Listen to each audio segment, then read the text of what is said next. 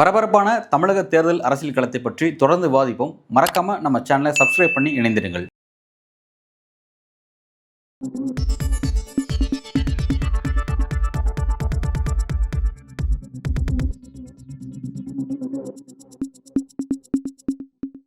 வணக்கம்.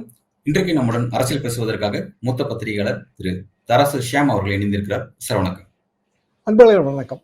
கொங்கு பெல்ட்ல இருந்து தொடர்ச்சியா இத்தனை ரிபல்ஸ், இத்தனை அதிருப்தி கிளம்புதுன்னா அவங்களோட எக்ஸ்பெக்டேஷன்ஸ் என்ன? அந்த சீனியர்ஸுடைய எக்ஸ்பெக்டேஷன்ஸ் இன்னைக்கு கட்சிக்குள்ள என்னவா இருக்கு சார்? எதனால அந்த அதிருப்தி நோக்கி நகர்றாங்க? பொதுவா இப்போ மாவட்ட இந்த பூத் கமிட்டி பொறுப்பாளர்கள்னு மாவட்ட லெவல்ல போடுறாங்க. அதுவே அங்க பிடிக்கல. நம்ம ஃப்ரெண்ட்ஸு கிட்ட கேட்டோம்னா, என்னங்க இது, நான் ஏற்கனவே மாவட்ட செயலாளர், நான் தான் மாவட்டத்துக்கு பொறுப்பு, பூத் கமிட்டி எல்லாம் சேர்த்து ஒருங்கிணைக்கிறோம்னு சொல்லி இன்னொரு பொறுப்பாளரை போட்டீங்கன்னா அது பேரலல் ஆயிரும். அதாவது 2 அதிகார மையம் ஆயிரும் ஒரு மாவட்டத்துக்குள்ள. மாவட்டமே ரொம்ப சுருங்கி போச்சுங்க. பழைய மாவட்டம் கிடையாது. அன்பில் தர்மலிங்கம் என்ன சொல்லுவாருன்னா, அந்த காலத்துல மாவட்ட செயலாளருங்கிற வார்த்தையே அப்போ புதுசுங்க. அந்த வார்த்தையே பாலிடிக்ஸ்ல கிடையாது 60களில். அவர் எப்படி சொல்லுவாருன்னா, அதை நான் திமுக மாவட்ட செயலாளர் என்ன தெரியுமா, மாவட்ட கலெக்டர் மாதிரி. ஒரு மாவட்டத்துக்கு மாவட்ட ஆட்சித்தலைவர் எப்படியோ அப்படி கட்சிக்கு மாவட்ட கட்சி தலைவர், மாவட்ட செயலாளர், அப்படி பெருமையா சொன்ன காலங்க. மாவட்டம் சுருங்கி கடைசியில இப்ப 2 தொகுதி 3 தொகுதிக்கு ஒரு மாவட்டம் ஆகி போச்சு. அந்த மாவட்டத்திலேயே நீங்க பூத் கமிட்டி பொறுப்பாளர்னு மாவட்ட அளவுல போட்டீங்கன்னா பேரலல் பவர் சென்டரா மாறிடுவாங்க அவங்க. அப்போ உட்கட்சி அரசியல்ல அது சங்கடம். பொதுவா உட்கட்சி அரசியல்ங்கிறது ரொம்ப கடினங்க. கட்சிக்குள்ள பண்ற அரசியல் இருக்குல்ல, அது ரொம்ப கடினம். அப்ப அதுவே பிடிக்கல. இப்படி எடப்பாடி பழனிசாமி அதெல்லாம் தாண்டி போயிட்டே இருக்காரு. என்னன்னா அவரோட ஆதரவாளர்களை கட்சிக்குள்ள பல்வேறு பதவி கொடுக்காம கட்சிக்குள்ள ஆதரவாளர்களே இருக்க மாட்டான். கட்சியில சேர்ந்தாலே எனக்கு என்ன பதவின்னு கேட்கிற காலம் இது. அப்ப அதை கொடுக்கறதுக்கான வழி என்ன? நிறைய பதவிகளை கிரியேட் பண்றதுதான். பதவியை கிரியேட் பண்றதுல ஒரு லாபம் இருக்கு. என்னன்னா, புதுசா பொறுப்புக்கு வந்தவன் 5 லட்சம் 10 லட்சம் செலவு பண்ணுவான் உடனே.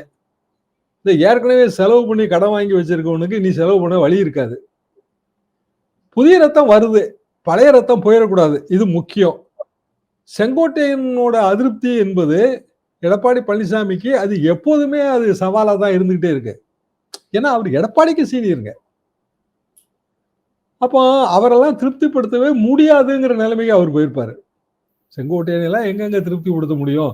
பழையதான் பேசுவாங்க, பழைய கதையை பேசுவாங்க. நாங்க அப்பவுமே ஜெயலலிதாவுக்கே டூர் ப்ரோக்ராம் போட்டு கொடுத்தவங்கன்னு பேசுவாங்க.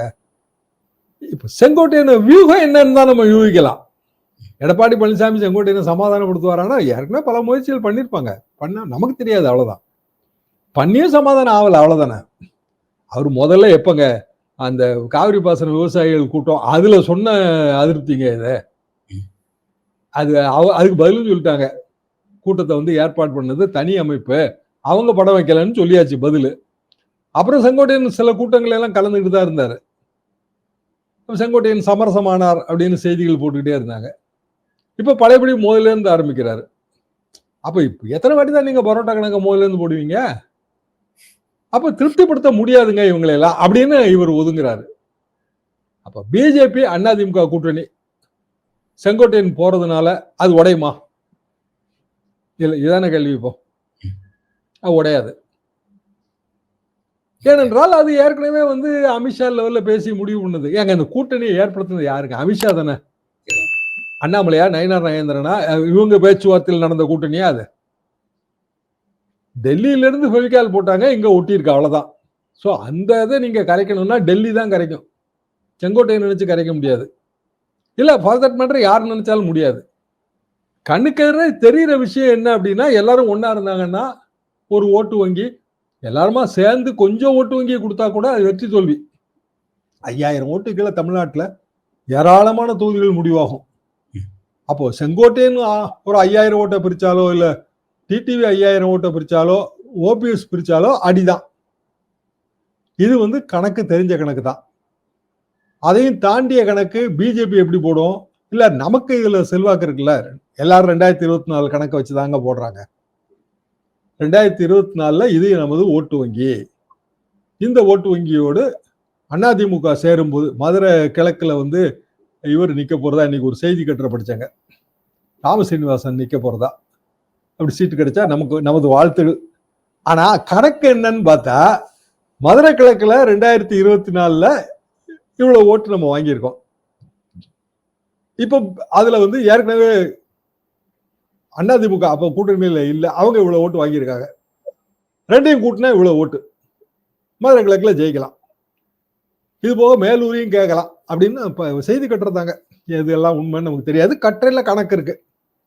இந்த கணக்கு சாத்தியமாகிறது அடுத்த கேள்வி. ஏன்னா அப்ப இருந்த நிலைமையில அண்ணாமலைக்கு ஒரு பெரிய ஒளிவட்டம் இருந்துச்சு. இப்போ ரெண்டாவது அது வந்து மக்களவை தேர்தல். மக்களவை தேர்தல்னு வரும்போது மோடிக்கான ஒரு ஆதரவு. இப்போ சௌராஷ்டிரா மக்கள் அங்க மதுரையில மோடிக்கான ஆதரவு. இன்னும் சொல்லப்போனா அவங்க ஆல் இண்டியா பாலிடிக்ஸ்குள்ள இருப்பாங்க எப்பவுமே. அதெல்லாம் வச்சு கிடைச்ச ஓட்டு அது. அதிமுக உள்ள களத்துக்குள்ள சேர்த்துட்டீங்கனாலே லோக்கல் பாலிடிக்ஸ். அப்ப முதலமைச்சர் யாருங்கிற கேள்விக்கு தான் விடை தேடணும். அந்த விடை தேடும் போது கணக்கு மாறும்.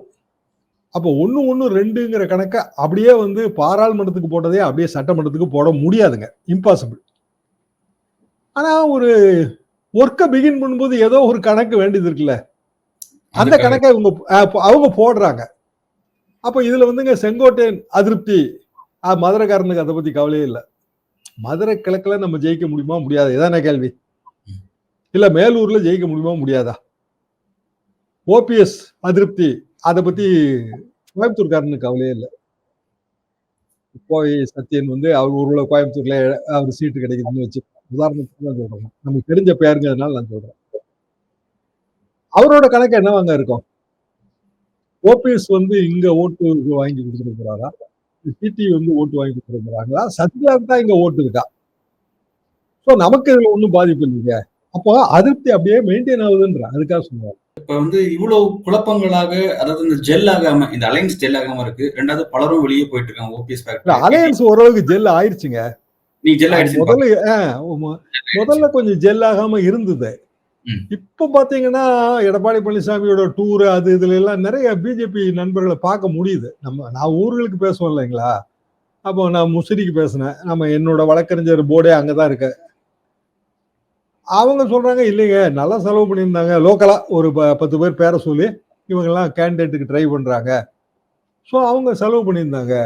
சின்ன குழந்தைய கூப்பிட்டு வந்தா கூட 200 கொடுத்துட்றாங்க, பிரச்சனையே கிடையாது.